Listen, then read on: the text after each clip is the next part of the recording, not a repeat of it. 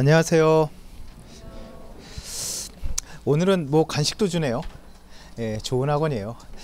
자, 반갑습니다, 여러분. 예, 벌써 이제 10월 말이고 좀 있으면 11월 달이고, 예, 공부는 된 게 없는 것 같은데 시간은 되게 많이 가죠. 빨리 가죠. 예. 자, 그래서 이제 지금 시점이면 이제 기본서랑 뭐 이런 기본적인 부분들은 어느 정도 좀 이제 이해와 어떤 그런 건 다 돼 있는 상태가 돼야 되고, 이제 11월부터는 이제 본격적으로 뭔가 좀 만들어가고, 그 다음에 쓰는 연습도 좀 슬슬 해보고, 뭐 이런 걸 좀 시작해야 되는 시기인 건 맞습니다. 그래서 본인이 조금 진도가 늦다 생각이 되더라도 너무 뒤로 미루지 마시고 좀 이제 시작을 해야 될 단계예요, 여러분.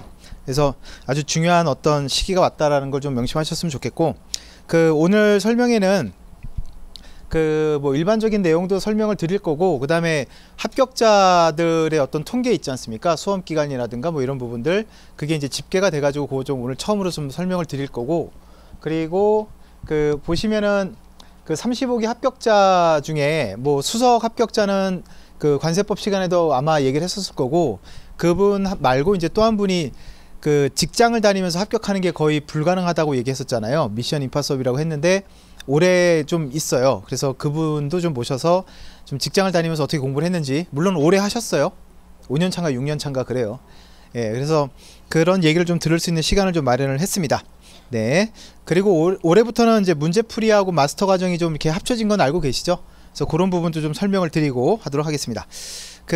합격자 배출은 올해 거를 말씀을 드리면, 예, 89명 합격이 됐고요. 저희 학원 수강생 중에. 그래서 뭐 공개 설명회만 왔다가도 포함되는 거 아니냐라고 하는 분들이 있는데, 절대 그런 건 아니고 정말 수강을 다 했던 거고, 그럼 단과 하나만 들어도 포함이 되느냐? 뭐 원칙적으로 그렇긴 하지만 뭐 단과만 듣는 친구는 없었으니까요. 아무튼 그렇고, 모의고사 출신이 이제 77명 합격을 했습니다. 네.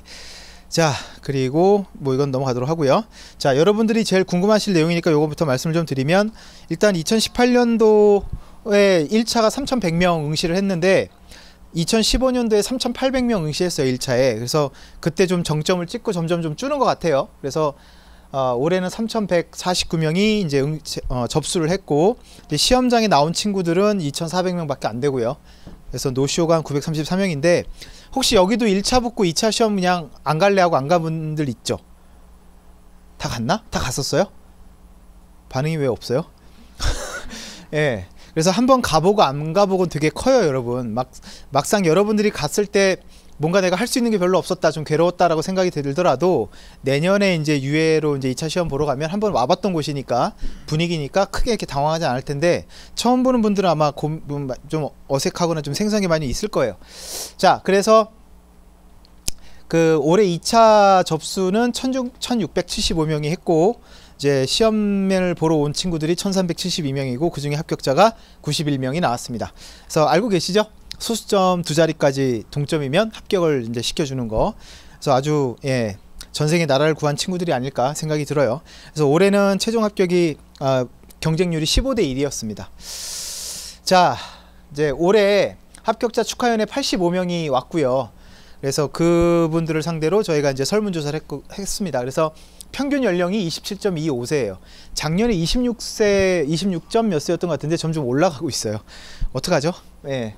그래서 일단 남녀 비율을 보면 뭐 비슷한 비율인 것 같습니다. 남자 여자 비슷해요. 그래서 남성이 54%, 여성이 46% 합격을 했고, 자, 연령별 비율은 20대가 이제 압도적으로 많고요. 74%고, 이제 30대가 25%, 그리고 40대는 작년까지는 있었는데 올해는 아예 이제 제로가 됐습니다. 예, 그래서 점점 젊은 친구들이, 예, 좀 많이 비율을 차지하는 것 같고, 자, 유예와 동차. 그래서 유예 합격자가 이제 60%, 59% 정도가 되고, 동차는 한 40% 정도가 됩니다. 그래서 아는 것처럼 아무래도 유예가 훨씬 더 좀 유리하다는 건 다 알고 계실 거고요. 자, 그 다음에 또 많이 또 궁금한 게 이 부분인데, 자, 수험 기간이 전체가 32.9개월이에요. 작년이 32.6개월이었던 걸로 기억하는데 0.3개월 1개월 늘었으니까 0.1개월이면 어떻게 계산해야 되지? 한 열흘? 예, 열흘 정도 더 공부를 했네요, 평균이.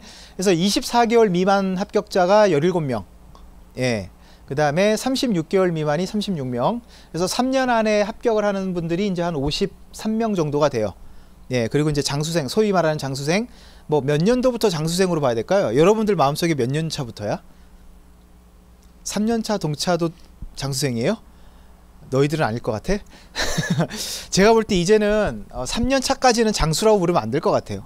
한 4년 차부터만 이제 장수생이 될 것 같은데 48개월 미만이 17, 그다음에 48개월 이상도 15명이나 합격을 했습니다. 네. 그리고 이제 동차생을 보면은 동차생이 이제 36개월 이하가 이제 18명이고 제일 많죠. 24개월 이하 동차생도 한 명이 있어요. 이건 어떤 동차를 말하는 걸까? 1차를 되게 짧게 했을까요? 예. 그래서 동차를 짧게 합격하기가 쉽지가 않은데 한 명이 좀 붙었고 48개월 이하가 7, 48개월 초과가 8명 이렇게 되어 있습니다. 그래서 그 아무래도 동차로 가면 갈수록 좀 이렇게 공부 기간이 많이 늘어난다는 알고 계시죠? 그래서 여러분들은 일단 딴 거 생각하지 마시고 유예생들이라면 무조건 내년 2차 합격한다. 그걸 일단 목표로 하시고 그렇게 열심히 해놔야 3년차 갔을 때도 어느 정도 이 안에 들어갈 수가 있을 것 같습니다. 네. 그 다음에 이제 점수인데요.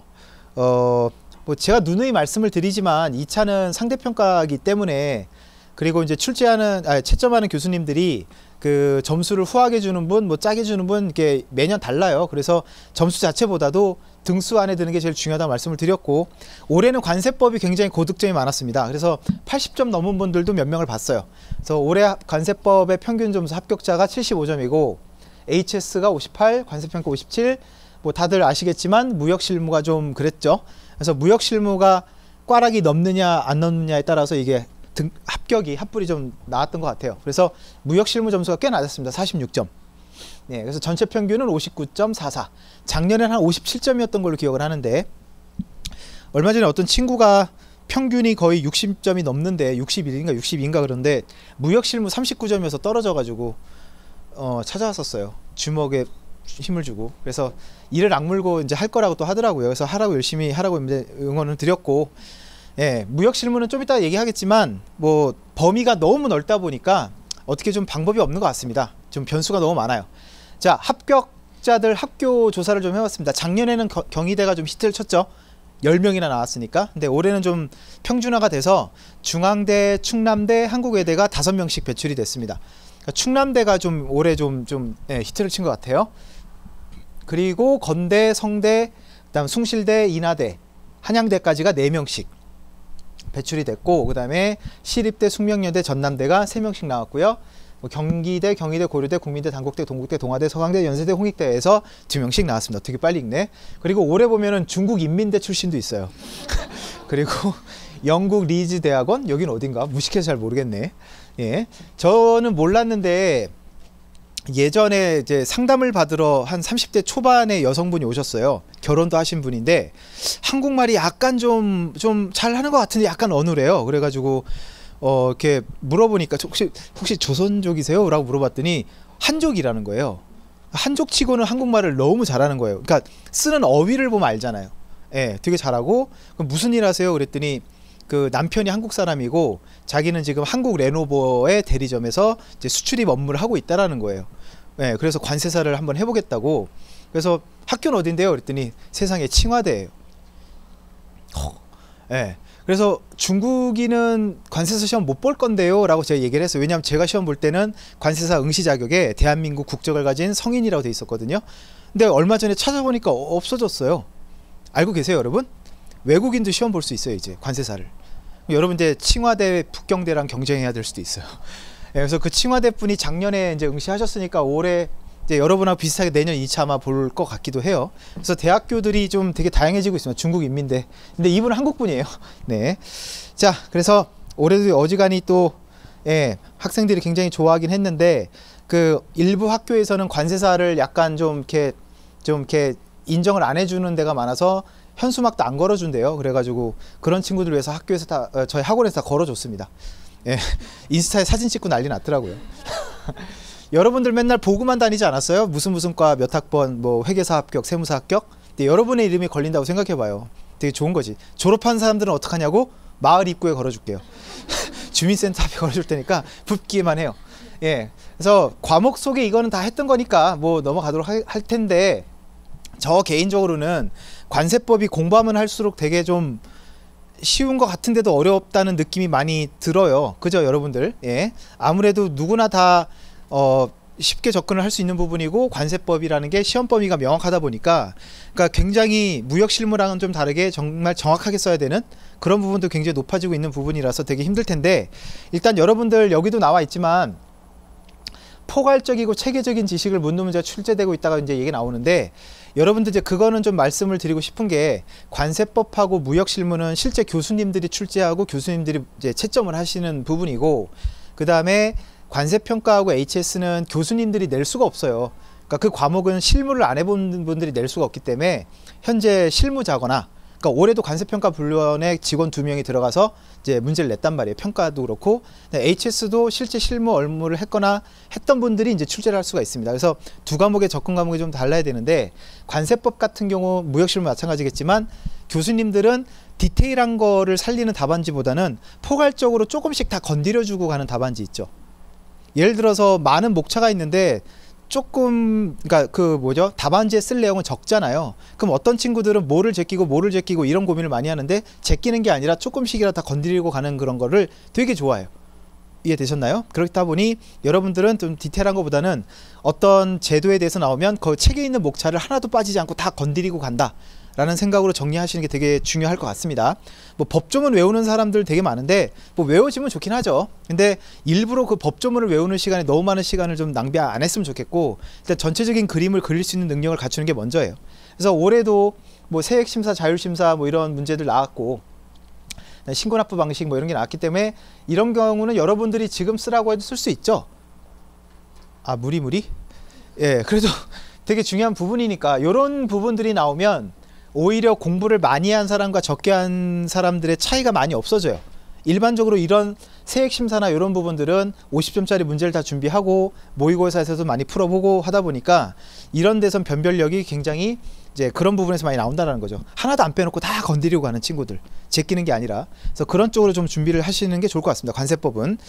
자, 그 다음에 10점짜리 같은 경우도, 예, 뭐 관세법상 환급수출, 특례법상 환급대상 수출, 우편물 통강 뭐 이런 것들은 뭐 다 일반적으로 아시는 거니까 뭐 크게 특별한 문제는 없었던 것 같아요.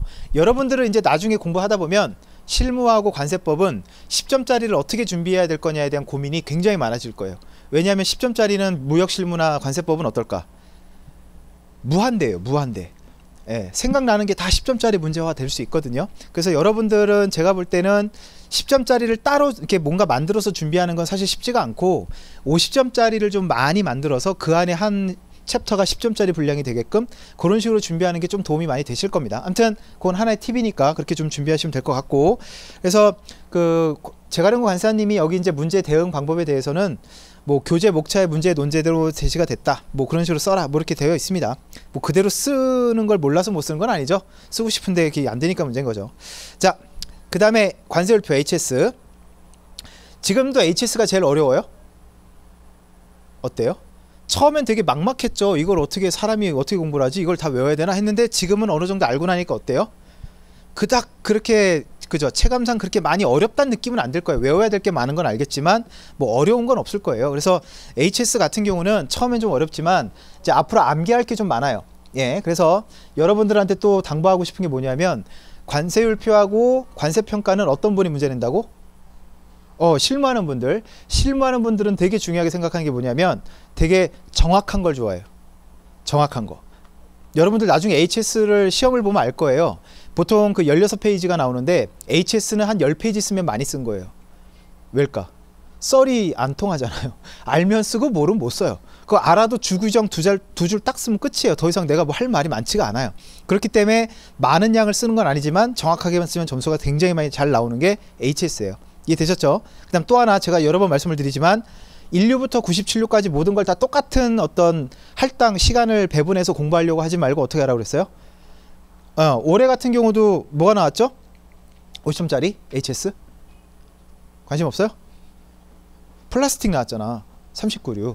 그 다음에 39류와 다른 유와의 관계. 맨날 HS 관세율표에서 맨날 강조하는 게, 선생님들이 강조하는 게 그거 아니에요? 그죠? 분류체계와 다른 유와의 관계 항상 나오잖아요. 아주 기본적인 것들이에요. 예, 근데 여기서는 이제 변별력이 바로 뭐냐? 누가 더 정확하게 썼느냐가 되게 중요해요. 예, 그렇기 때문에 그 HS하고 관세평가 같은 경우는 굉장히 중요하게 생각해야 될 게 디테일한 걸 좀 살리는 걸 말씀을 드리고, 무조건 1류부터 97류까지 다 하려고 하지 마시고 일단은 어디에 좀 우리가 생각하는 50점 나올 수 있는 대상들이 있죠. 그런 걸 좀 집중적으로 하시는 게 좋을 것 같아요. 그리고 올해도 그랬고 작년에도 그랬고 이제는 해설서가 안 나오는 것 같죠. 거의 다 호혜 용어, 그 다음 주규정, 통칙 이런 거에서 많이 나오기 때문에 제가 여러 번 강조하지만 그 관세율표는 법의 별표잖아요. 관세법의 별표. 거기 있는 통칙, 주, 사단위, 호 이런 거는 법이야, 법. 관세 그 뭐죠? 그 해설서는 뭐라 그랬죠?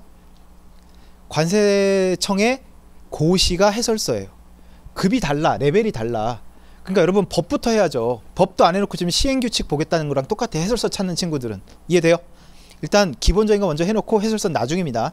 그리고 해설서 문제를 내기 시작한 그분이 좀 잘못한 분인데 제가 그분을 개인적으로 알아요. 그래서 뭐라 했는데 예, 그리고 정말 열받는 건 그분은 HS 전문가가 아니에요. 하도 출제위원을 구하기가 힘드니까 그 언저리에 있는 분을 이제 구해서 이제 출제 들어가신 분인데, 그분은 HS 전문가가 아니고 HS 전문가들은 해설서를 참고용으로만 보지 중요한 건 알고 있는 거 좀 통칙이에요. 주하고 그 부분을 먼저 좀 잡았으면 좋겠습니다. 자, 그 다음에 뭐 10점짜리 같은 경우는 예, 채소 감자 분류, 이거 채소랑 감자의 분류는 약간 좀 정리를 많이 안 해놓으신 분들은 좀 당황했다고 하더라고요. 예, 10점짜리로 나올 만큼 이렇게 우리가 감자를 그렇게 많이 안 봤잖아요. 지금도 많이 안 보잖아. 네. 그 다음에 가구의 분류, 가구는 좀 할 것 같고, 28, 29류는 10점짜리로는 이제 자주 등장을 하는데 50점짜리는 좀 힘들어요. 그래서 28류, 29류 같은 경우는 좀 그렇고, 그러니까 아까 HS 평균 점수가 몇 점이었죠? 58점? 원래 HS 평균 점수가 좀 높아요. 원래는. 근데 올해 50점 HS 점수가 낮은 이유를 보니까 50점짜리는 평이했습니다. 플라스틱 뭐 이런 거 나왔으니까 다 썼는데 10점짜리가 좀 어려운 게 많았어요. 갑자기 채소 감자 뭐 이거 류주 이건 좀 힘들지만 제대로 못 쓴 친구들이 많을 거고, 그래서 새로 개정된 부분들 오히려 이런 것들은 많이 강조를 했으니까 잘 썼겠지만, 그래서 10점짜리에서 좀 많이 못 썼다는 말을 많이 들었어요. 채소 감자나 이런 것들. 자, 그래서 그 남들도 어려운 거를 같이 못 쓰는 건 상관이 없다. 전 항상 얘기해요. 근데 남들이 잘 쓰는 걸 나는 못 쓸 때 정말 문제가 돼요. 그래서 기본적인 것부터 좀 잘 정리해 놓으셨으면 좋겠고, 관세평가는 뭐 문제가 50점짜리 같은 게 너무 길죠. 그러니까 그거를 빨리 읽고 해서 의도를 파악하는 게 제일 중요하다고 이제 김병수 관세는 계속 강조를 합니다. 그러니까 지문 빨리 읽고 그 다음에 거기에 대한 파악을 하는 것들. 그래서 이거는 딱히 뭐 암기가 중요한 것도 아니고, 그죠? 기본적인 어떤 그 체계 내에서 내가 이제 판단하는 능력을 키우는 게 되게 중요한데, 뭐 김병수 간세사님도 말씀을 많이 하시지만 사례 같은 거 좀 많이 보시는 게 되게 중요해요. 그러니까 저 같은 경우는 그 상담을 오는 친구들한테 많이 추천하는 게 뭐냐면, 그 관세청 홈페이지에 들어가면 그 종합정보센터인가요? 정확한 이름이 뭐지? 해설서도 나오고 품목분류 사례도 검색되는, 알고 있어요 여러분? 모르는 분들이 의외로 많더라고요. 거기 한번 들어가보세요. 즐겨찾기 해놓고 거기 가면 품목분류 사례, 그 다음에 관세평가 사례 이런 것들 이제 심의위에 올라왔던 보고서들이 쫙 나오는데, 그거를 하루에 5분에서 10분간만 좀 읽어볼 것을 많이 권해요. 왜 권하냐면, 평가는 특히 그 정답을 여러분한테 요구하는 게 아니라 그 문제를 내고 채점하는 분들이 매일 보는 서류들이잖아. 그 서류들이. 그러면 그 보고서 형태를 보면 어떤 것부터 건드리고 어떤 것부터 제끼고 어떤 거를 포함시키고 어떤 걸 고려하고, 그리고 그들이 쓰는 문체가 있을 거 아니에요. 말투나 단어나. 이해됐지? 그거에 익숙해지라는 거예요. 그럼 그런 순서로 답안지를 써 내려가면, 그러면은 그 채점하는 분들이 봤을 때 아, 이놈은 좀 아는 놈인데 라는 느낌이 빡 와요. 무슨 이해되셨나요? 그래서 뭐 기본적인 거 하는 것도 벅차다면 할 수 없겠지만, 어느 정도 좀 다른 걸 하고 싶다면 홈페이지에 들어가서 하루에 5분 10분만 읽어만 봐. 아, 이런 사람들은 이런 식으로 이제 논리를 확장해 나가는구나 라는 거. 그래서 관세평가는 그런 게 제일 중요한 것 같아요. 예.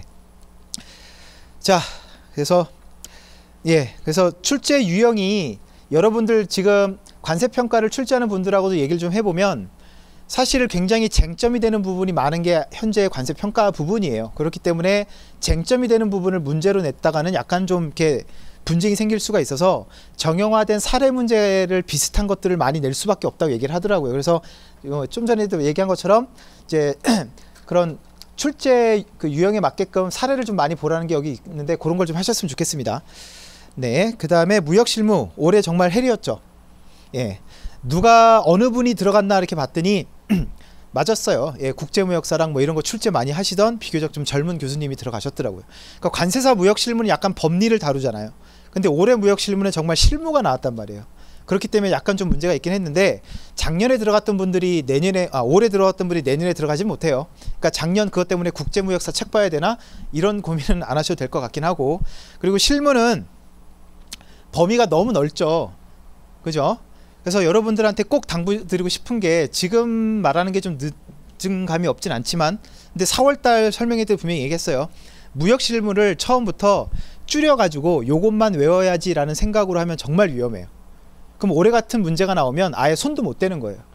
어떤 친구가 상담을 받으러 왔는데 무역 실무 답안지 쓰는데 진짜로 육성으로 시험 뒤에서 씨발 이런 소리가 막 들리더래요. 예. 한숨과 함께 욕을 막 하는데, 왜냐하면 대충 감이라도 오면 어떻게 썰이라도 풀겠는데 그 환리스크 뭐 이런 거는 아예 모르면 못 써요. 예. 그렇기 때문에 그런 게 많다 보니까 좀 문제가 됐는데, 만약에 내가 지금 너무 무역실무 범위를 좁혀서 보고 있다면 그런 분들은 한 번 정도 좀 포괄적으로 한 번씩 쭉 읽어보는 그런 과정을 사실 거쳤어야 돼요. 그러면 나중에 그런 좀 이렇게 외곽에서 나온 문제가 나와도 어느 정도 내가 손을 댈 수 있는데, 처음부터 좁혀버리면 이게 무역실무 되게 힘들어집니다. 여러분들 늦지 않았으니까 그 뭐죠? 예를 들어서 여러분들 정지 조건, 해제 조건 이런 거 있잖아요. 잘 쓰셨어요? 혹시 박병호 관세사님 그 무역실무 책 갖고 계세요? 하얀색 두꺼운 거. 걔 너무 무거워서 사별면 덮지도 못해. 찌부러져요. 사별면이. 거기에 보면 이게 한 챕터로 딱 나와 있어요. 예. 책이 되게 두껍잖아요. 근데 그 책들을 출제 교수님들이 많이 들고 들어가더라고요, 보니까. 왜냐면 거기 다 있거든. 예. 그래서 일단 시작부터 많은 걸 좀 넓혀서 포괄적으로 공부하는 걸 권하긴 하는데, 이미 늦었다고 생각이 되는 분들은 지금이라도 그래도 한 번씩 전체적으로 보세요. 외우려고만 하지 말란 얘기예요. 무슨 말 이해돼요? 예, 공부 범위를 좀 넓히는 게 중요합니다, 실무는. 자, 뭐 됐고, 나머지는 뭐 크게 어려울 건 없었고, 요 부분 환리스크하고 그 다음에 항공 운임료율, 그 다음에 항공 화물 사고 유형, 뭐 요런 것들이 이제 물류 쪽에서 다뤄지는 부분인데, 그쪽을 다루던 교수님들이 들어가셔가지고 요런 문제가 나온 것 같습니다. 그래서 여기도 이제 최재순 최권수 관세사가 얘기를 하는 건데, 폭넓게 공부했던 학생들한테 유리한 문제 출제됐다. 맞아요. 실무는 그런 게 맞아요. 그 다음에 복수의 강사의 문제를 경험해야 실제 시험에서 도움이 될 것 같다라고 나와 있습니다. 그래서 무역 실무 좀 폭넓게 하세요. 과목별로 이게 좀 달라야 돼요. 포커스가 디테일을 살릴 거냐, 폭넓게 접근할 거냐, 이게 되게 중요합니다, 여러분. 그래서 무역 실무랑 관세법은 어떻게 조금 폭넓게 접근하는 게 필요하다고 말씀을 드렸어요. 자, 그 다음에 뭐 이거는 뭐 많은 분들이 생각을 하는 건데, 까먹는 거 너무 두려워하지 마세요. 제가 누누이 강조하지만 완성됐다고 생각하고 시험장에 들어가는 사람은 한 명도 없습니다. 맨날 잊어먹어요. 어떻게 해요? 어떡하죠? 하면서 들어가는 거예요. 그래서 그 와중에 내가 기억을 잘 더듬어서 쓰는 거기 때문에 평소에 공부를 많이 했던 사람들이 기억이 조금이라도 더 나겠죠. 그 차이를 뽑는 겁니다. 너무 이렇게 뭐죠? 나만 그런 거가 아닌가라는 생각은 안 했으면 좋겠고, 자, 단계별로 하라고 얘기를 했는데 지금부터 막 쓰는 연습 많이 하는 분들이 좀 있더라고요. 근데 쓰는 게 뭐 다 알고 있는 상태면 모르겠지만 아직은 좀 이른 것 같긴 합니다. 이제는 좀 정리를 어느 정도 하면서 쓰는 게 되게 좋을 것 같고, 그 다음에 생활 패턴을 좀 단순하게 하는 게 지금부터 되게 중요합니다. 뭐 다들 그렇게 하고 계시겠지만 너무 많은 생각하면은 오히려 독이에요. 이해됐죠? 예, 떨어지면 어떡하지 이런 생각 해야 돼? 어떻게 해야 돼? 합격 불합격은 여러분이 어떻게 할 수 있는 문제가 아니잖아요. 그런 걸 여러분이 고민할 필요가 없어요. 여러분 그냥 공부만 하면 돼요. 예, 그런 걱정을 하지 말고 공부를 하시는 게 되게 중요하고, 지난번 설명회 때 말씀을 드렸지만 이 앞에도 지금 있던데 합격 수기는 지금 시점에서 많이 좀 참고하는 게 되게 중요합니다. 공부를 2차 공부를 안 했을 때는 합격 수기가 좀 딴 나라 얘기 같지만 지금은 다시 한번 보면 뭔가 와닿는 게 있어요. 한두 개씩 캐치가 되는 게 있을 거예요. 그래서 그런 부분들을 지금 좀 정리를 하시는 게 좋을 것 같습니다. 자, 그 강사 소개는 다 아시니까 넘어가도록 하고요. 오늘 짧게 끝내도록 하겠습니다. 자, 11월 12월 달은 여러분들 좀 이따가 나오겠지만 그 원래는 11월 12월에 마스터 과정이라는 게 있었고, 이 마스터는 뭐였냐면 이제 어떤 내용을 설명하는 시간은 끝났고 이제 논제별로 정리를 해가지고 이런 파트 위주로 정리해라 이런 식으로 좀 정리를 해주는 시간이었고, 문제풀이 과정이 이제 1, 2월에 있었는데 1, 2월에 이제 뭐가 시작돼요? 다 아시겠지만 네, 모의고사가 시작되다 보니까 어떤 쓰는 연습 같은 걸 전혀 하지 않고 바로 모의고사로 들어가다 보니까 너무 힘들다. 그래서 문제풀이 수업은 듣는지도 모르겠고 쓰는 거 외우기가 너무 바빴다라는 분이 너무 많아서 아예 11월 12월로 다 합쳐버렸습니다. 그래서 11월 12월 달에 이제 그 과정은 일주일에 2번 강의 똑같이 들어가고 이제 선생님들별로 조금씩은 다르게 하겠지만 일단 쓰는 연습을 조금씩은 시킬 예정이시래요. 10점짜리 위주로. 50점 너무 시간이 오래 걸리니까. 그래서 그런 과정이 지금 맵 과정이라고 보시면 될 것 같고, 지금 여러분이 이제 해야 될 건 뭐냐면 이제 내용상에서는 더 이상 의구심이 있으면 안 돼요. 다 이제 어느 정도 이해하고 있는 상태에서, 그래서 이제 정리를 좀 해야 됩니다. 정리를 좀 해야 되는데, 뭐 서브노트를 만들든 목차 노트를 만들든 뭐 단권화를 하든 뭐가 됐든 간에 요약 과정을 이제부터 해야 돼요. 이제부터 해서 그거를 완성한다고 생각하지 마시고요. 모의고사까지 한 70% 정도만 해놓는다 생각을 하셨으면 좋겠어요. 그거 정리하면서 정말 많은 게 도움이 될 거예요. 그리고 이제 슬슬 이제 10점짜리 위주로 쓰는 연습을 지금부터 조금씩 하시면 되고, 자, 그 다음에 1월부터 이제 모의고사가 시작이 되면 이때 여러분들이 서브노트나 목차노트 같은 것들을 이제 여기서 문제풀이 자료도 받을 거고 모의고사 자료도 받을 거 아니에요. 그럼 그걸 기초로 해가지고 이제 서브노트를 완성을 한다고 생각하시면 될 것 같고, 실질적으로는 여러분들은 언제부터 승부를 건다? 4월달부터. 여기 동차도 있으시겠지만 유예생들이 대부분이죠. 유예생들이 1월부터 3동차, 4동차랑 똑같이 어깨를 겨눌 수 있을까요? 그건 좀 무리예요. 힘들어요. 처음에는. 그렇기 때문에 여러분들은 1월, 2월 달에 뭐 동차생들에 비해서 석차가 좀 떨어진다, 잘 못 쓴다, 너무 신경 쓰지 말고 나의 목표는 언제부터다? 본격적인 건 4월부터다라 좀 천천히 생각하세요. 너무 늦지 않아요. 그래서 유예생들 중에 합격하는 친구들 보면 1월부터 두각을 나타내는 친구는 거의 없어요. 처음엔 헤매다가 이제 이게 올라가요, 성적이. 그래서 4월부터 어느 정도는 궤도권에 들더라고요. 그래서 그런 생각을 갖고 공부를 하시는 게 좋을 것 같습니다. 자, 그 다음에 이제 이름을 직원이 지은 건데 마스터 과정하고 프랙티스, 문제 쓰는 연습 해가지고 이제 맵 과정이라고 했고, 이름 참 잘 썼죠. 그래서 앞으로 가는 어떤 지도에 뭐 그런 기능을 한다라는 의미 같은데, 자, 여러분들 그 문제에 대한 어떤 서술을 할 때는 여러분 이제 중요한 게 뭐냐면 제일 먼저 문제에서 물어보는 게 뭔지 정확하게 좀 파악을 해야 돼요. 문제를 대충 읽는 사람들이 너무 많아요. 그래서 문제를 정확하게 읽고 그 느낌이라는 게 있어요. 공부를 많이 하고 이제 시험을 보다 보면 출제 교수님의 문제의 뉘앙스가 이런 쪽이구나. 그럼 그쪽에 맞는 목차를 먼저 만드는 게 제일 우선이에요. 그래서 목차만 세부적으로 잘 나오면 그 목차 밑으로는 한두 줄만 채우면 돼. 어떻게 보면 되게 열받는 게 그렇게 열심히 외웠던 거를 별로 쓸 기회가 없다라는 거? 그게 좀 열받는 경우도 오히려 많아요. 거꾸로. 근데 내가 뭐하러 그거 다 외웠지? 쓸 일도 없는데. 그래서 여러분들 목차가 되게 중요하고 그런 연습들을 이런 프랙티스 과정에서 하는 게 되게 중요합니다. 그래서 실질적인 내용을 다 채우는 것도 중요하겠지만 이 어떤 목차라든가 서술 방향만 머릿속에 잘 이게 그려지게 되면 거의 반은 성공했다고 보셔도 돼요. 그런 과정이 이제 문제풀이라고 보시면 될 것 같습니다. 자, 뭐 그렇죠. 이제 모의고사가 되게 멀게만 느껴졌는데 이제 여러분 2달 지나면 이제 바로 이제 모의고사가 돼요.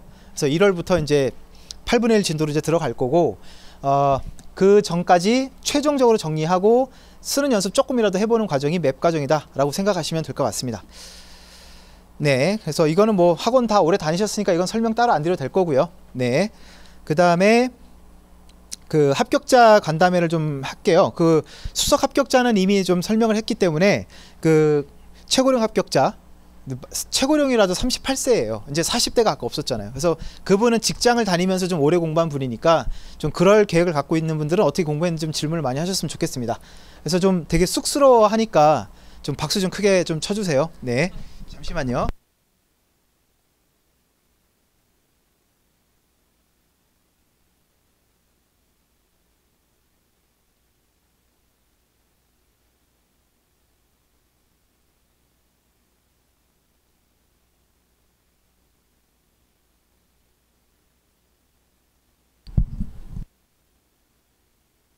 안녕하세요.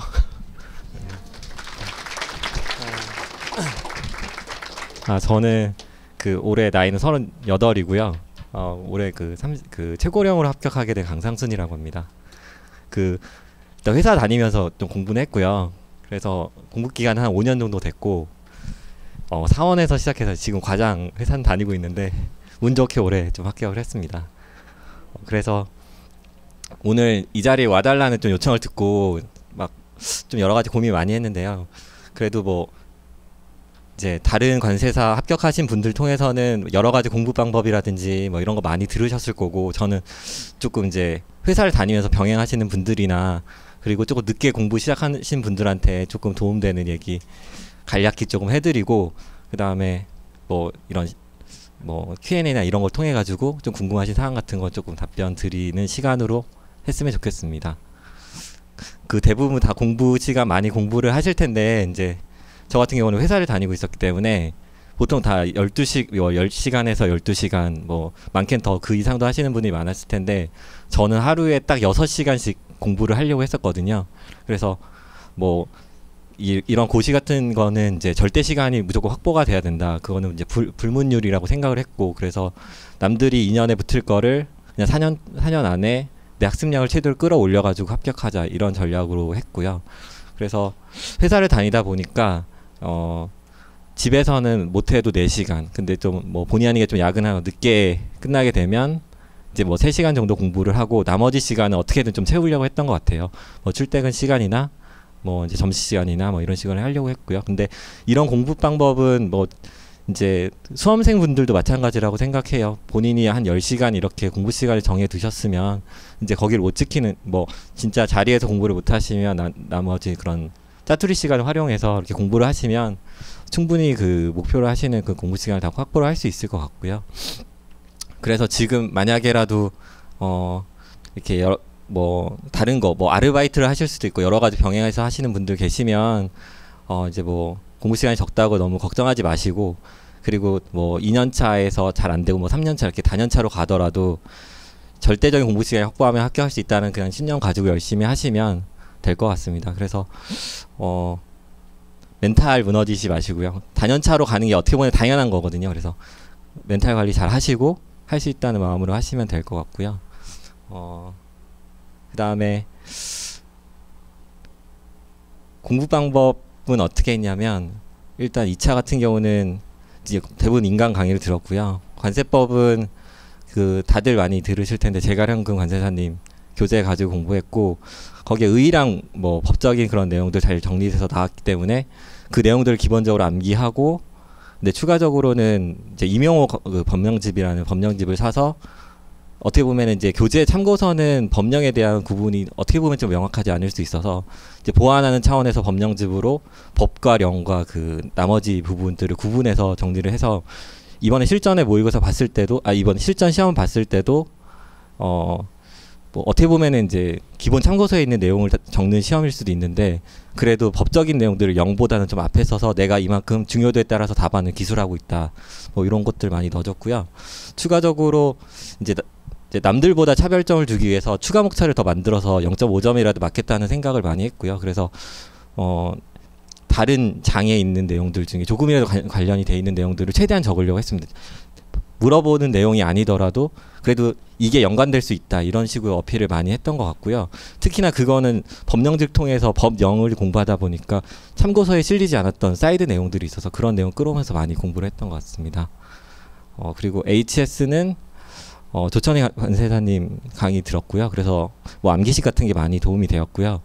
그리고 별도로 저는 이제 회사를 다니면서 공부를 하다 보니까 이제 회독을 빨리 하기 위해서 주기정이나 호혜 용어를 대부분이 아니라 전체 그 주기정에 대한 암기식을 많이 따놨었습니다. 그래서 뭐 바이오 디젤이면 처음에는 뭐 동시가 지금 뭐에 뭐 이런 식으로 해놓으면 뭐 동물성과 식물성, 뭐 지방이나 기름으로 만든 뭐 지방산의 모노알킬 에스테르인가요?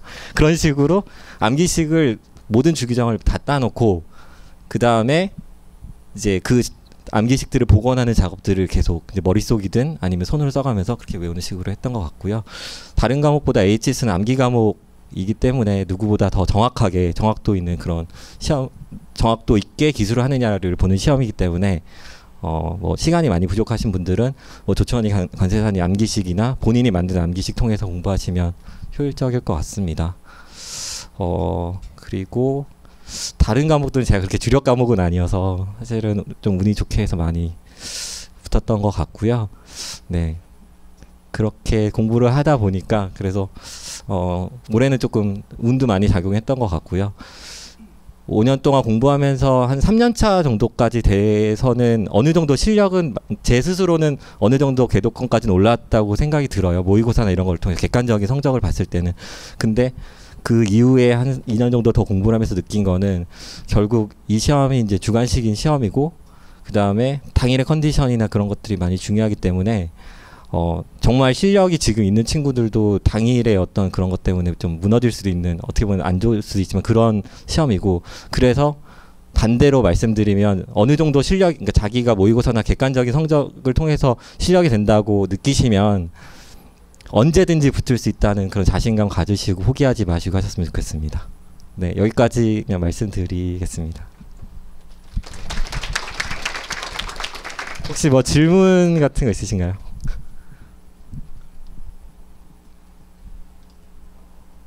네. 네네.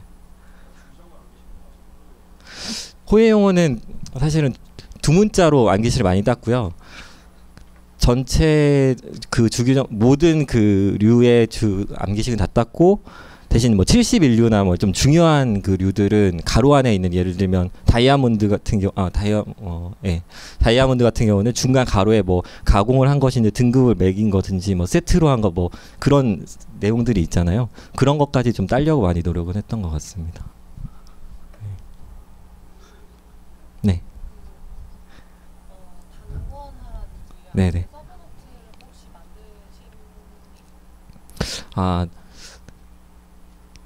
공부 기간이 길어지다 보니까 여러 가지를 많이 해봤거든요. 서브노트도 만들고 자료도 많이 보고 했는데, 제 생각에는 과목별로 좀 차이는 있는데요.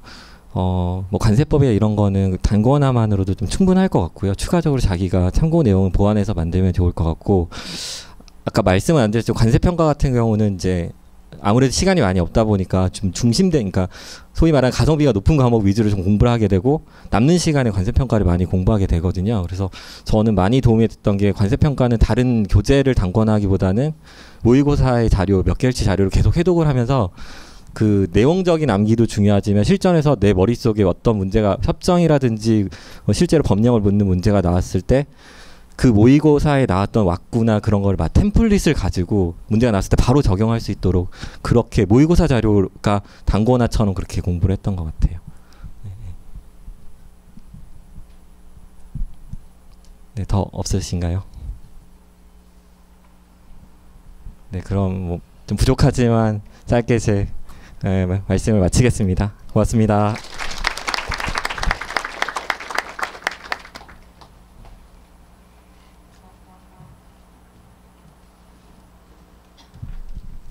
네, 안녕하세요. 저는 이번에 35회 관세사 시험에서 운 좋게 수석으로 합격한 이규원이라고 합니다.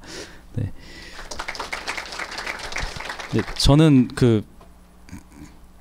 저번에 제가령은 관세사님 그 심화 수업 때 한번 이렇게 학원에 와서 이렇게 말씀을 드렸던 기회가 있었어요. 가지고 혹시 보셨던 분들 계실 텐데, 그래서 그때 말씀을 못 드렸던 거 위주로 좀 말씀을 드릴게요. 오늘 특히 설명회 같은 경우는 지금 이제 문제풀이, 마스터 문제풀이 그렇게 합쳐 있는 그 강의가 되는 시기에 이제 지금 오신 거잖아요, 설명회를. 그러니까 지금 어느 정도 이제 심화 수업 다 듣고 이제 쓰는 연습을 하고 싶으신 단계에 있는 부분이 대부분이라고 생각해요. 그래서 저도 이제 지금 그런 쓰는 거에 있어서의 좀 중점을 두고 말씀을 드리고 싶은데요. 우선 지금 좀 대부분이 지금 심화 수업을 듣고 계시고 어느 정도 심화 수업이 끝나는 단계일 텐데, 대부분 아직 이해가 안 가시는 부분이 많을 거예요. 왜냐하면 기본도 벅찬데 거기다 심화 강의까지 들어버리니까 이거 불안감이 쌓이실 거예요. 왜냐하면 남들은 이해하고 있을 텐데 난 이해 못하고 있는 건 아닌가. 근데 지금 또 당장 11월에 마스터나 문제풀이 강의가 지금 개강을 하는 시기가 오니까 점점 불안해지실 거고, 그 11, 12월이 금방 가고 당장 내년 1월부터 모의고사가 또 진행되잖아요. 그 모의고사 또 6개월 하면 금방 시험이고, 그러니까 이게 되게 불안감이 많으실 텐데 일단 지금 크게 불안감 가지실 필요 없는 것 같고요. 솔직히 1월 모의고사 전까지만 어느 정도, 그러니까 암기에 좀 이제는 좀 암기에 치중하셔서 좀 어느 정도 물론 10점짜리 문제라고 하면 5점 정도는 쓸 수 있게끔은 공부가 돼야 된다고 저는 생각하고 있거든요. 그래서 일단 먼저 과목별로 말씀드리면, 관세법 같은 경우는 지금 현재 그냥 제 개인적인 생각은 현재는 어느 장애, 어느 목차 정도는 다 이제 좋다고 생각하거든요. 예를 들면 보세구역이라고 하면 보세구역 7장이잖아요. 그럼 7장에 뭐 1절에 뭐 통치 있고 뭐 2절 뭐 지정보세구역은 뭐 짜자작 있고 특허보세구역은 짜자작 있고 그 다음에 마지막 뭐 매각 뭐 이런 거 쫙 목차가 그렇게 떠오를 정도로 이제 좀 해주셔야 될 것 같아요. 12월까지는 어느 정도는. 그러니까 저는 개인적으로 목차가 정말 중요하다고 생각을 하거든요. 그 관세법 같은 경우는 각 장마다 이제 어느 내용이 있다 그럼 목차 정도만 그렇게 해주셔도 충분하다고 생각하거든요. 1월달 모의고사 보기 전까지는. 그리고 아마 올해 같은 경우는 제가 학원 커리큘럼이 바뀌어서 문제풀이도 병행된다고 들었어요. 11월 12월에. 그러면은 그때 쓰는 연습이 되니까 그때 쓰고 하면은 어느 정도 모의고사 대비가 될 거라고 생각하거든요. 왜냐면 저희 작년까지만 해도 문제풀이가 1, 2월에 그 수업이 있어가지고 그 모의고사 기간에 병행돼요. 그 문제풀이가 어느 정도 부담이 됐는데 이번에는 11, 12월부터 그 쓰는 연습을 학원 수업을 통해서 할 수가 있으니까 따로 연습하실 필요는 없다고 생각을 하니까 그거에 맞춰서 쓰는 연습하고 관세법은 그렇게 목차가 중요하다고 생각하고 HS 같은 경우는 이건 뭐 답이 없는 것 같아요. 무조건 다 외워야 되는데 중요한 그래도 지금 부담이 되니까 12월까지는 중요한 부 위주로만 공부하는 것도 저는 개인적으로 괜찮다고 생각해요. 예를 들면 다 아시잖아요. 16부 아니면은 11부 이런 큼직큼직한 거 있잖아요. 6부 이런 거 위주로만 공부하고 왜냐하면 나머지 이제 뒤에 부 뭐 21부라든가 20부 이런 거는 그때 모의고사 범위 때만 봐도 충분히 들어올 수 있는데 그 중요한 부분은 일단 양도 많거니와 암기력도 어느 정도 정확도가 있어야 되기 때문에 그 중요한 분은 그리고 한 문제 이상은 반드시 나올 거라고 생각이 되기 때문에 그거 위주로 12월까지는 하시는 게 맞는 것 같아요. 제 개인적인 생각은. 다 할 수 없다면.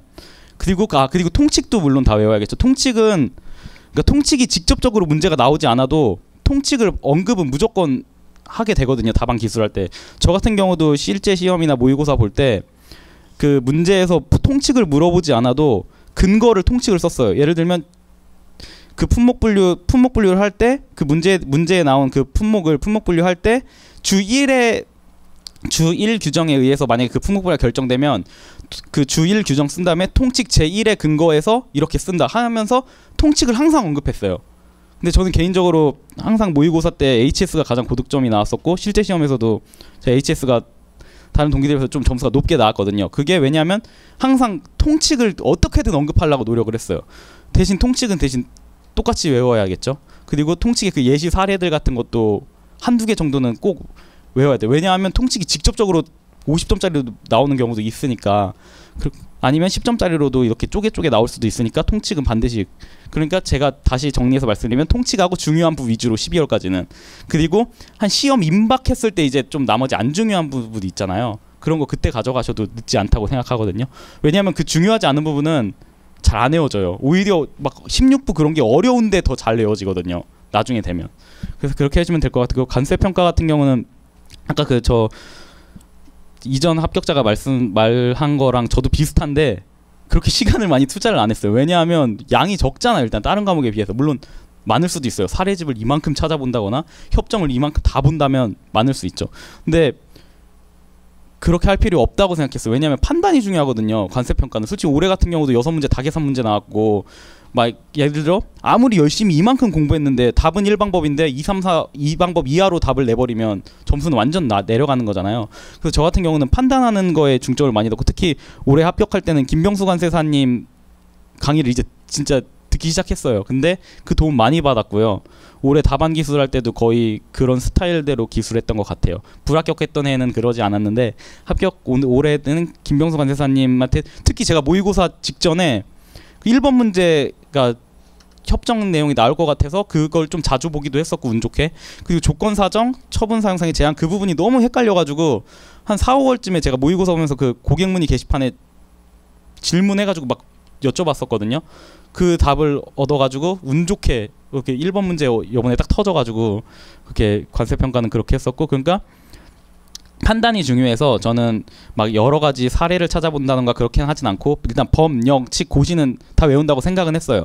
다 외웠고 근데 몇 조 몇 항 번호까지는 다 안 외웠고 그냥 이런 내용만 외웠고 그리고 고시 내용이 대부분 협정 내용이랑 똑같은 게 중복되는 게 되게 많아요. 그거가 있다면 저는 고시를 봤지 협정은 그러니까 그거에 우리나라 법 테두리에 없는 부분만 봤어요. 그 모의고사에서 나오는 부분 따로 찾아보지 않았어요. 모의고사 그 모범 답안에 있는 협정 내용만 봐도 저는 충분하다고 생각해요.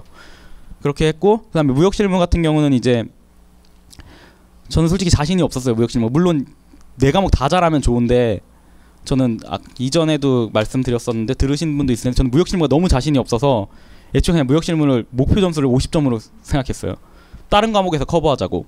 물론 무역실무가 근데 수험생들 다 잘해요. 점수도 높은 물론 올해 시험은 예외고 예외긴 한 것 같은데 대부분이 뭐 모의고사 본다고 하면 잘하는 수험생들을 보면은 평균적으로 무역실무 잘 하더라고요. 근데 저 같은 경우는 무역실무가 너무 자신이 없어서 양도 많고 무역실무 50점만 맞자 하고 나머지 과목에서 커버하자는 식으로 공부를 했어요. 그렇게 했는데 그래도 공부해야 되잖아요. 그래서 무역실무 어떻게 했냐면 일단 협약하고 실무 파트를 하루에 다 보자. 이거 전범위 모의고사 전범위일 때 얘긴데 그러니까 CISG 하루, 인커텀즈 하루, UCP 하루, 운송협약 하루, 보험하면 이렇게 협약 ICC 하루 하면은 협약이나 뭐 규칙 같은 거는 일주일에 한 번 볼 수 있잖아요. 그렇게 하고 CISG 공부하는 날은 종료 파트, 뭐 인커텀즈 공부하는 날은 계약, UCP는 결제, 운송은 또 운송 실무, 보험은 또 보험 실무해서 그렇게 5일 동안 어쨌든 한 사이클을 돌 수 있겠는데 그 양이 많아서 되게 시간이 오래 걸릴 것 같아서 저는 핵심 요약 무역 실무 최재순 강사님 그 책만 봤어요. 딴 책 안 보고. 그래서 무역 실무 점수가 낮을 수도 있는데 어쨌든 목표가 50점이었기 때문에 그것만 가져갔고 무역 실무는 100점 만점이 아니잖아요. 80점 어차피 80점 만점이라서 20점이 대외안이 있어서 전 대외안에서 더 점수를 따자는 생각이 많아서 대외안에 좀 시간을 다른 분들보다 좀 많이 투자했던 것 같아요. 공부 방법은 뭐 그냥 예상 문제 뽑아서 그것만 받고 그렇게 해서 공부했고요. 그다음에 모의고사 때 모의고사 이제 시작될 텐데 너무 등수에 연연하지 마세요. 그럼 스트레스 너무 받을 테니까. 저는 개인적으로 등수에 너무 연연해서 스트레스 많이 받았거든요. 그거 스트레스 받다가 오히려 완전 흐름 끊길 수도 있으니까 그 방법 중에 하나는 전 일요일 날 시험 봤어요. 그래서 왜냐면 목요일 금요일 날 보면 일요일까지 등수 궁금할까봐 너무 그게 공부가 안 되더라고요. 그래서 아예 그냥 돈 더 내더라도 일요일 날 보자. 왜냐면 제가 연차가 좀 있어서 할인 받을 수 있는데도 돈 더 내고 일요일 날 봤거든요. 왜냐면 일요일 날 보면 시험 끝나고 바로 등수할 수 있거든요. 그렇게 해서 만약에 근데 목요일 날 금요일 날 봤을 땐 제가 의지가 약하니까 주말에 토요일 일요일 날까지 놀게 될 것 같은 그런 게 있어서 그래서 일요일 날 봤었는데 그게 올해 제가 좀 그래도 합격할 수 있지 않나 싶었고 합격하는데 도움이 됐었던 것 같고 그리고 모의고사는 한 번도 안 빠지자고 생각하고 딱 내년 돼서 보시다 보면 아시겠지만 1월 달에 진짜 꽉 차는데 한 3월 달만 돼도 쭉 빠져요. 사람이. 그 빈자리가 되게 많은데 저는 올해 합격하던 애는 6월까지 무조건 진짜 한 번도 안 빠지고 무조건 보자고 했어요. 그 오픈북도 절대 하지 말자고 생각했고 시간대도 안 내는 사람들이 있거든요. 그 무조건 시간 내에 내고 못 쓰면 못 쓰는 대로 모르는 문제가 나 모르는 문제라도 그냥 그렇게 썼어요. 오픈북도 하나도 안 하고 그냥 진짜 실제 시험하고 똑같이 생각하고 공부했고 그렇게 해서 모의고사는 그렇게 한 번도 안 빠지자고 생각은 했는데도 6월 달엔 안 봤어요. 멘탈이 흔들려가지고. 그러니까 그렇게 마음을 가져도 힘드니까 한 번 빠지는 게 어렵지. 한 번 빠지면은 계속 빠져요. 왜냐하면 그 생각이 들거든요. 어차피 가면 못 쓸 텐데 그 시간에 공부나 더 하지. 그 시간에 어차피 공부 안 할 거예요. 분명히. 그러니까 그냥 모의고사 때는 그렇게 모의고사 최대한 돈 아깝잖아요. 모의고사 뭐 돈 내고 보는 거잖아요. 그러니까 열심히. 그리고 모의고사 모범 답안이 진짜 활용 많이 할 수 있어요. 저는 모범 답안 보면서 제가 공부 못했던 내용 다 제가 제 교재나 그런 거에 추가했거든요. 그 마지막으로 교재는 뭐 말씀드릴 거는 교재나 서브노트 뭐 이런 거 말 많잖아요. 이건 사람 다 진짜 각자 취향인데 저 같은 경우는 서브노트 만드는 거 귀찮고 시간 아까워서 그냥 다 담거나 있고 관세평가만 그냥 너무 양을 줄이고 싶어서 하루에 그냥 1시간도 공부하기 싫어서 그냥 저희 2차 답안지 연습지에 한 각 주제별로 목차만 법령 위주로 해가지고 쭉 하고 그건 한 60페이지 되더라고요. 답안지로 60페이지면 절대 많은 양이 아니에요. 그렇게 해서 했고 이제 모의고사 때 안 나온 부분 추가해서 집어넣었어요. 그렇게 했고 관세평가는 그것만 받고 근데 올해 점수 물론 해마다 경향이 달라서 이거는 위험할 수 있는데 어쨌든 다른 관세평가는 좀 너무 범위를 넓혀버리면 다른 좀 오히려 더 혼란스러운 개념이 생길 수도 있거든요. 그러니까 그거는 법령칙 고시를 위주로 딱 그렇게 해서 딱 정형화된 답안 틀을 가지고 딱 하면 준비하시면 무리 없을 것 같아요. 네, 이것으로 마치겠습니다. 혹시 질문 있으시면 제가 말을 지금 좀 너무 그때 말 안 했던 부분들을 말씀드리려고 하다가 지금 좀 중구난방식으로 말씀드린 것 같은데 혹시 질문 있으시면 네, 해주세요.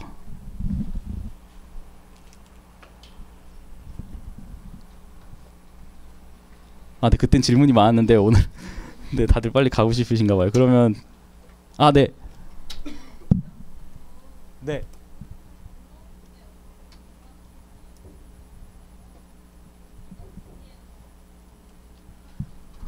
지금 시기는 그냥 무조건 협약 위주로 해야 되는 것 같아요. 어차피 왜냐하면 모든 수험생들이 그 진짜 3대 협약 달달 외우고 있어요. 진짜 신기할 정도로 달달 거의 똑같이 외우고 있거든요. 저 같은 경우도 예를 들어 뭐 모의고사 때 CISG나 뭐 인커텀즈, UCP 위주로 하면 좀 등수가 높았던 편이었고, 그러니까 협약은 대부분이 진짜 다 외워요. 진짜 대부분. 그러니까 12월까지는 약간 12월까지는 3대 협약은 끝내놓는다는 생각으로 해야 될 것 같아요. 그래야 이제 1월부터 편하잖아요. 실무는 협약 말고 그 나머지 이제 이론 부분도 너무 많은데, 근데 거기서 협약까지 1월부터 다 계속 머릿속에 집어넣으려면은 머리가 터질 수도 있거든요. 그러니까 12월까지는 무조건 협약은 끝내야 되는 것 같아요. 협약은 최소한 3대 협약은. 그 운송하고 보험도 항상 매년 또 운송이 좀 최근에 많이 안 나온 경향이 있긴 한데, 물론 항공 운송이 나오긴 했지만 해상 운송 같은 경우는 지금 안 나온 지 꽤 됐거든요. 그래서 그것도 어떻게 될지 모르니까. 근데 그거는 어쨌든 중요도가 3대 협약보다는 좀 덜한 것 같아요. 왜냐면 좀 있으면 이제 뭐 인커텀즈도 개정된다 뭐 말 많잖아요. 그래서 3대 협약은 무조건 12월까지는 진짜 다 외우려고 노력을 하는 게 맞다고 저는 생각을 하고 있습니다. 네. 네. 네. 근데 16분은요, 지금은 다 어려울 수 있는데 나중에 16분을 제일 잘 써요, 사람들이 다. 근데 저 같은 경우는 저도 문과생이라서 하나도 몰랐거든요. 기계 지금도 물론 호혜 용어를 뭐 암기식을 따고 주규정을 암기식을 따서 외우긴 했지만 그게 뭔 내용인지는 저 몰라요. 모르고 썼어요. 이게 좀 창피한 얘기인데 모르고 쓴 것도 HS 모르고 쓴 것도 되게 많아요. 근데 외우는 거 방법은 각자가 다를 텐데 뭐 다 똑같죠. 암기식 다. 근데 물론 호가 너무 많으니까 다 외울 수 없잖아요. 그럼 다 안 외우더라도 그러면 처음에 외우기 너무 어려우면 그 해설서대로 그 카테고리별로 나눠져 있잖아요. 84류랑 85류는. 그렇게 해서 그것만 외우고 호는 지금 당장 안 외우고 그냥 이 뭐 8401부터 84뭐까지는 이렇게 카테고리 그 중엔 대표 품목 몇 개만 있다. 그것만 우선 외우고. 근데 호의 용어 84류, 85류 호의 용어에 너무 집중하면 절대 안 될 것 같아요. 왜냐하면 주규정이 훨씬 중요하거든요. 역대 기출 문제를 봐도 물론 올해는 호의 용어를 다 직접적으로 물어보는 문제들이 꽤 있긴 했지만 결과적으로 주규정의 배점이 더 훨씬 많다고 생각하거든요. 주규정을 그래서 확실히 호의 영어 외울 시간에 주규정 먼저 외우는 게 저는 맞다고 생각을 하고 있습니다. 네. 그래서 일단 주규정은 근데 수단과 방법을 가리지 말고 다 외워야겠죠. 16분. 특히 재해규정도 다 똑같이는 아니더라도 재해규정은 해설서에 대충 카테고리 나눠져 있거든요. 그래서 그 법령집에는 주규정 말고 해설서에 있는 추가적으로 나와 있는 게 있어요. 그런 것까지 한두 개 정도는 더 외워야 될 것 같아요. 네. 네. 지금 이 시기에 네. 저희가 최소한 이 정도는 해야 된다. 그리고 12월까지 이 정도는 마무리해야 된다. 좀 더 좋은 거. 근데 그건 사람들마다 진짜 다른 것 같은데 지금 각자 처한 상황이 다르잖아요. 근데 개인적으로 저는 12월까지도 암기가 100% 될 필요는 없다고 생각해요. 왜냐하면 저 같은 경우도 회독수 때문에 되게 고민이 많았거든요. 예를 들면 지금 다들 고민이 많게 12월까지 몇 회독해야 되나 막 이런 거 고민 많으시잖아요. 근데 저도 그거 스트레스 되게 많이 받는데 그건 사람마다 공부 스타일도 다르거든요. 눈으로 보는 사람이 있고 쓰는 사람이 있고 그건 속도도 다 차이가 있을 거기 때문에 제 개인적인 생각은 1월 달에 이제 모의고사 8분의 1 범위잖아요. 그때 솔직히 8분의 1 범위면 그렇게 많진 않아요. 물론 처음 유예생들은 힘들 수도 있는데 8분의 1이면 그렇게 부담스러운 범위는 아니거든요.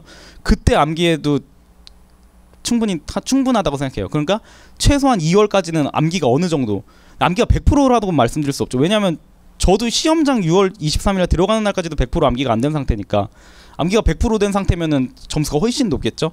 하지만 60점대만 맞아도 합격을 하잖아요. 그러니까 그렇지만 어느 정도 이제 문제, 예를 들어 10점짜리 문제가 5문제잖아요. 그럼 적어도 한 3, 4문제 정도는 어느 정도 쓸 수 있게끔 2월 달까지는 그렇게 하고 12월까지는 그냥 학원 커리큘럼에 맞춰서 쓰는 연습 좀 해주시면 될 것 같아요. 완벽하게는 아니더라도 제 생각에는 한 50점짜리가 8페이지를 써야 된다고 가정하면 한 4-5페이지만 쓸 수 있어도 저는 성공이라고 생각해요. 12월 달까지는. 예. 그리고 이제 각 과목별로 이제 약점 과목이 있을 거고 잘하는 과목이 있을 거란 말이에요. 그 평균을 어느 정도 맞춰놔야 된다고 생각해요. 12월까지는. 네. 네. 모의고사 할 때 범위 정해져 있잖아요. 네. 8분의 1 하다가 이제 줄어드는 네네네. 근데 그런 모의고사를 그 평소 공부할 때 모의고사 범위대로 공부하신 게 아니고 본인 페이스 따로. 아 저는 그 모의고사 범위만 공부했어요. 모의고사 범위만 무조건 일주일에 한 번만 보자고. 따는 거 더 안 했어요. 물론 8분의 1 때 그 범위보다 더 할 수도 있어요. 혹시 내 공부가 올라오면 그럼 그 부분을 한 번 더 보면 더 봤지 모의고사 범위를 넘어서 공부하진 않았는데 그것도 위험할 수 있죠. 왜냐하면 8분의 1 2달 동안이니까 첫 부분은 2달 뒤에 보게 되잖아요. 3월 달에. 그게 불안해서 범위를 넓혀서 보는 사람도 있는데 저 같은 경우는 그 범위만 봤어요. 그 범위만 5일로 나눠서 무조건 그 범위만 5일로 나눠서 공부했어요. 그 범위가 나와 있어서 공부 계획 세우기가 편했어요. 네. 네. 네네네. 네네. 네. 아, 그러니까 저는 토시 하나 안 틀리고 똑같이 외우진 않았고요. CIS지만 토시 하나 안 틀리고 똑같이 외우려고 노력했고 UCP도 솔직히 번역본이 이게 좀 이해가 안 가는 게 많더라고요. 그건 그래서 제가 자체적으로 정리를 했어요. 따로. 그렇게 했고 인커텀즈 같은 경우는 서문이랑 이제 그 가이던스 노트 있잖아요. 그거는 외우려고 노력했고요. 근데 그거 왜냐하면 그건 외우기가 쉬운 게 다 거의 비슷하잖아요. 그렇게 외웠고 A1, A2 뭐 이제 그 부분은 중요한 거 위주로 아마 강사님들이 강조하실 거예요. 뭐 A3, 4, 5 위주로. 근데 마지막엔 불안하니까 그 점검 포장 막 이런 것까지 다 외웠던 것 같아요. 외우기는 다 외웠어요. 왜냐면 근데 인커텀즈가 제일 외우기 쉬워요. 왜냐면 중복되는 내용이 워낙 많아서. 네, 근데 토시 하나 안 틀리고 외우는 게 제일 좋겠죠. 근데 가능하면 저는 근데 그렇게까지는 안 했어요. 그냥 그런 카테고리별로 똑같은 내용은 중복되는 건 다 하나만 보면 되니까 그렇게 해서 했던 것 같아요. 근데 UCP도 똑같이는 안 외우고 제가 목차를 따로 정해서 그냥 그 목차를 암기식을 따서 외웠었어요. 외우기가 어려워서. 네. 네. 아 제가 올해 F에서 볼 때 그러니까 6월은 안 받고 5월까지 평균 10등 내외였고 최고 잘 본 게 2등, 최고 못 본 게 한 30등 대였던 것 같아요. 근데 평균 10등 내외였었어요. 1등 한 적은 한 번도 없어요. 네. 근데 모의고사 등수 너무 낮았는데 합격한 분들도 있고 높았는데 떨어진 분들도 있거든요. 그래서 그 작년 재작년에 제가 모의고사 등수 높았는데도 떨어졌었거든요. 그러니까 등수는 너무 큰 상관없는 것 같아요. 네, 혹시 또 있으신가요? 아 네. 아 저 4년차 유예. 근데 저는 2년차 유예가 제일 베스트예요. 그렇게 목표 잡으시고 공부하시면 충분히 합격할 수 있는데 전 애초에 목표가 4년이었어요. 전 좀 상황이 좀 특이해서 제가 애도 있고 와이프도 있고 그래가지고 공부에 100% 집중할 수 없는 상황이어서 애초에 좀 목표를 4년을 바라보고 공부했기 때문에 근데 이거 2년 유예 안에 끝내시는 게 제일 베스트죠. 충분히 열심히 하시면 할 수 있어요. 네. 근데 그때는 한 20등 대였던 것 같아요. 네. 근데 모의고사 범위만 그렇게 따라가면서 공부했었어요. 네. 근데 그때는 편차가 있었어요. 좀 잘하는 부분이 20등 대였고 못하는 부분 나올 때는 50등 대 했던 적도 있었어요.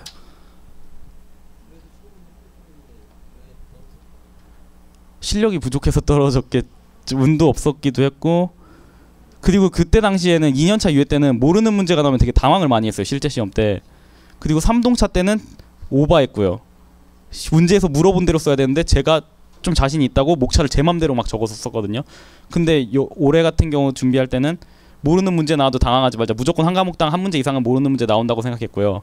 한 문제 모르는 문제 나오면 더 다행이라고 생각했어요. 왜냐하면 아는 문제에 더 집중할 수 있다고 그렇게 마인드 컨트롤을 했고 그리고 저는 어쨌든 떨어졌던 경험이 있으니까 그때 했던 실수를 안 할 수 있는 그런 경험이 생기잖아요.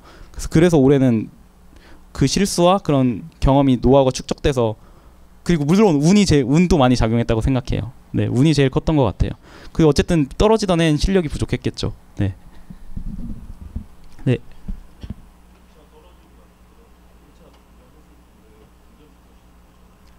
아, 또 합격자 발표가 대충 9월 아니면 10월 나잖아요. 그럼 11월부터 회계는 바로 시작했고 내세법은 그 다음에 1월부터. 근데 어쨌든 거의 2년 전에 했으니까 많이 잊어버렸었는데 강의 들으면 금방 회복되거든요. 그래서 문제풀이 강의부터 바로 들었어요. 네, 그때 1년 그러니까 2년 전이죠. 2년 전에 들었던 그 선생님 그대로 근데 내세법은 이경신 세무사님 첫 번째 들었고 삼동찰 땐 유지원 회계사님 문제풀이 강의로 듣고 바로 회복했었어요. 네. 11월부터 했었던 것 같아요. 나머지 관세법이랑 무형영어는 따로는 안 했어요. 왜냐하면 어차피 2차 과목이랑 겹치잖아요. 그 따로 안 했고 FTA도 따로 안 했어요. FTA는 다 찍었어요 그냥. 네. 그래도 점수 높게 나와요 2차 공부하면. 네. 없으신가요? 네, 없으시면 이만 마치겠습니다. 공부 열심히 하시면 다 합격하실 거예요. 네, 감사합니다.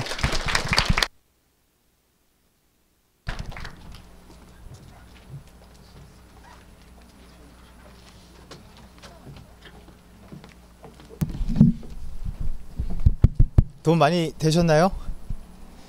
네, 도움이 많이 되셨을 거라 믿고, 예, 수석도 되게 멘탈이 나갔다잖아요. 예, 완벽하다고 생각하고 시험장 가는 사람은 한 명도 없다니까요. 그러니까 항상 생각을 하세요. 버티는 사람이 이겨요. 버티는 사람이. 그래서 그걸 꼭 명심하셨으면 좋겠습니다. 그리고 마지막으로 이제 열공 36기가 지금 또 다른 과정이 이제 들어가서 11월부터 시작이 되는데, 그 요번에도 이제 그 합격자들 대상으로 설문조사를 해보니까 그 공부할 때 제일 중요했던 게 뭐냐라고 했더니 철저한 공부 계획과 학습량이다. 이걸 확보하는 게 되게 중요하다라고 이제 다들 답을 했는데, 저게 당연하지만 어려운 게 자기 자신을 제일 통제하기가 힘들잖아요. 공부를 해야 된다는 걸 알면서도 자꾸 이불 속에서 이게 나오는 게 주저주저되고, 그래서 그런 부분들을 위해서 지금 저희가 밀착 관리를 하는 부분이 있기 때문에 그 열공 36기라는 걸 아실 거예요. 그래서 지금 이렇게 네 분의 관세사님이 따로 뭐 오전 오후에 와서 이제 뭐 쪽지 시험 같은 것도 보고 간단한 요약 정리도 하는 게 열공 36기고, 또 아침 9시부터 11시까지 출결 관리가 되기 때문에 혹시 내가 지금 혼자서 공부가 잘 안 된다, 시간 관리가 안 된다라고 하시는 분들은 이것도 심각하게 한번 고민을 해보시는 게 좋을 것 같습니다. 네, 그래서 뭐 일정표예요. 그래서 열공 같은 경우는 오전에 간단하게 이제 강의를 잠깐 하고요. 그리고 이제 오후에는 면담이나 그룹 스터디인데 거의 보통 이제 개인 공부라 보시면 될 것 같고, 그리고 이제 주간 평가를 매주 해요. 시험을 매주 봐서 매주 이제 그게 나옵니다. 그래서 이때부터 열공반 친구들은 지금도 조금씩 쓰는 연습을 조금씩은 하고 있어요. 그래서 그런 과정이 이제 열공반이라고 보시면 될 것 같습니다. 자, 그래서 다음은 당신 차례입니다 라고 되어 있습니다. 네, 내년이죠. 얼마 안 남았습니다 여러분. 예, 6월까지는. 그래서 내년에 꼭 합격을 하시기를 바라겠습니다. 그래서 오늘 설명에 오신 분들은 뭐 아시겠지만 뭐 이렇게 할인 이벤트로 적용을 해가지고 할인 가격 적용이 되고요. 그리고 많은 분들이 기다리실 것 같은데 빨리 하도록 하겠습니다. 예, 그 할인권 혜택을 드리도록 하겠습니다. 그래서 30% 3명, 50% 2명, 100% 1명 이렇게 드리도록 할게요. 자, 먼저 30% 3분 먼저 뽑도록 하겠습니다. 끝에 4자리만 불러드릴 거고, 이게 홈페이지에 들어가면 내 강의실에서 볼 수 있대요. 그러니까 앱이 아니라 홈페이지로 들어가야 있답니다. 홈페이지 들어가서 내 강의실에 보시면 이 설명에 신청 번호가 있습니다. 접수 번호. 찾으셨나요? 빨리빨리 해주세요. 네.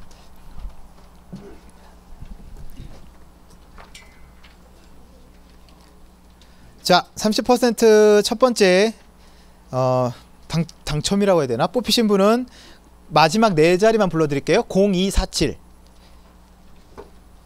0247 있으십니까? 예, 그러면은 뭐니까 좀 갖다 드리도록 하죠. 자, 그 다음 30% 0393 네.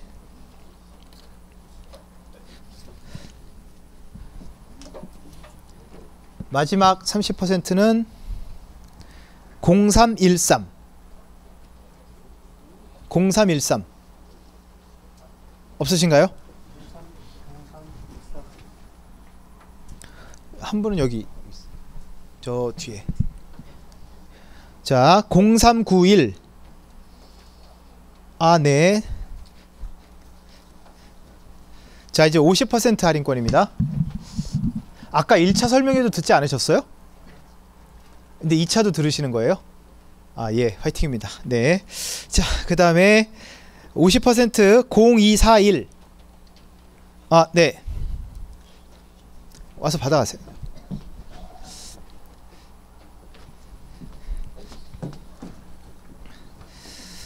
자, 0242 다음 사람. 예, 0242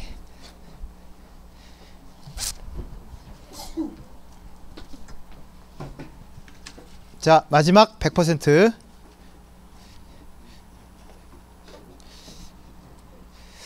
왜? 자, 마지막은 3. 0303. 0303. 맞아요? 예. 진정하세요. 진정하세요. 예, 축하드립니다. 네. 자, 이렇게 해서 설명회를 마치고 혹시 질문할 거 있으신가요? 우리 수석한테 다 했던데. 뭐 물어볼래요? 네.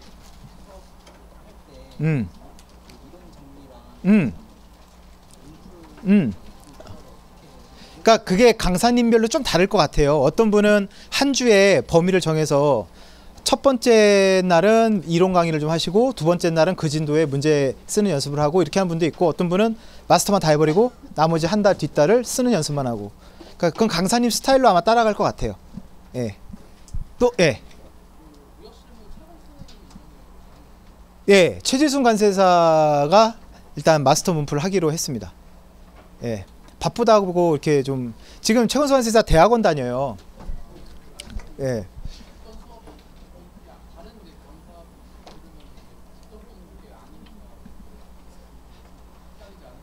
아까 그랬잖아요. 무역 실무는 폭넓게 공부하라고. 어차피 모의고사에서 만나. 최건수 관세사님의 문제를 만날 테니까 그때 인사해요. 예. 네. 네. 네. 마스터는 교재로 안 하죠. 프린트로 하죠. 네, 프린트하고 서브노트로 하기 때문에 뭐, 예. 프린트가 좀 많이 나가는 것 같아요, 보면. 예. 또 질문. 예.